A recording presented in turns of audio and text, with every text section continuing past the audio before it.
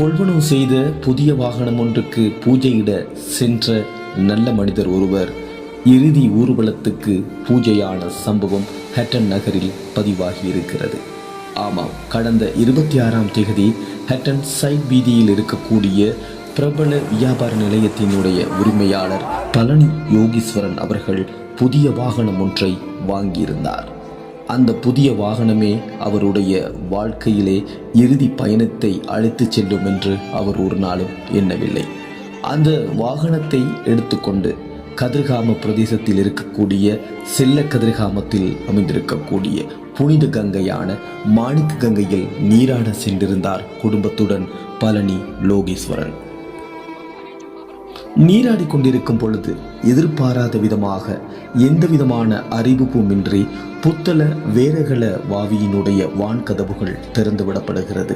அந்த வான்கதவுகளிலிருந்து வெளிப்பட்ட நீர் அவரையும் அவருடைய குடும்பத்தாரையும் அள்ளிந்து செல்லும் பொழுது எதிர்பாராத விதமாக அந்த வெள்ளத்தில் சிக்கி பழனி யோகீஸ்வரன் அவர்கள் பலியானார். ஹட்டன் நகரின் வர்த்தகரின் இந்த மறைவு எங்கள் அனைவருக்கும் ஒரு படிப்பினையை ஏற்படுத்தியிருக்கிறது.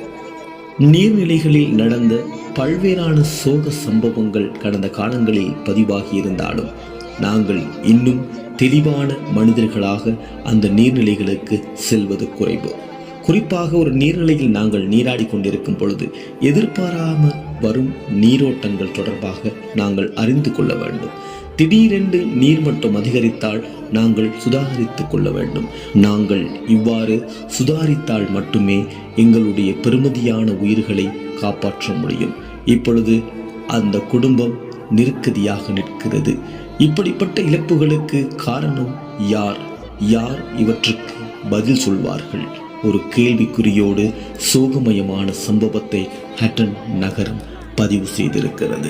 இந்த சம்பவம் பதிவானதற்கு பின்பு அந்த நீர்த்தேக்கத்தின் வான்கதவுகளை திறப்பதற்கு காரணமாக இருந்த அந்த பொறியியலாளர் மீது போலீசார் நடவடிக்கை எடுத்திருக்கின்றார்கள். இந்த நடவடிக்கை எந்த அளவுக்கு சாத்தியமாக அமையும்? இன்னும் எத்தனை உயிர்கள் இவ்வாறான பிழையான முறைகேடான சம்பவங்களால் காவு கொள்ளப் போகிறது?